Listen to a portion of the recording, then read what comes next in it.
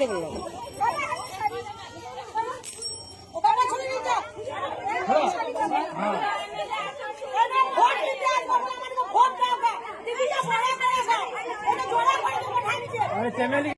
নমস্কার, বাংলা সংবাদ থেকে আমি দীপঙ্কর ঘোষ।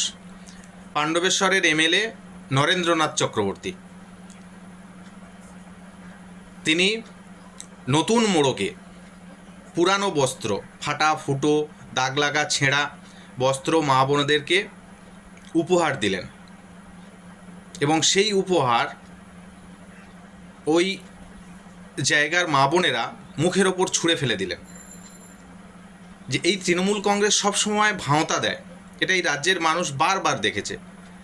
সেই রীতি মেনে, সেই নিয়ম মেনে তৃণমূলের এমএলএ তিনি পুরানো কাপড় দিয়ে মানুষকে ভাঁওতা দিতে গেছিলেন। তিনি তার নাম লেখা নতুন ব্যাগে এবং তৃণমূলের লোগো লাগানো সেই ব্যাগে করে এই উপহার দিয়ে এটা প্রমাণ করতে গিয়েছিলেন যে আমি সবসময় তোমাদের পাশে আছি, তোমাদের দুঃখে সুখে আমি আছি, তোমাদের কথা কত ভাবি।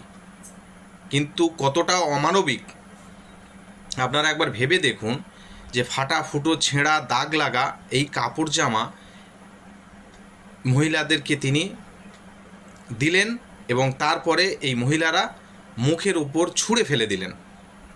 পাণ্ডবেশ্বরের এমএলএ নরেন্দ্রনাথ চক্রবর্তী, এই রাজ্যের মানুষ আপনারা সচেতন হচ্ছেন, আগামী দিনেও হবেন, এটা বোঝাই যাচ্ছে যে এই নোংরামো, এই ভাঁওতা দিয়ে বারবার ভোট নেওয়া, ভোটে জেতা, এটা বেশি দিন চলতে পারে না।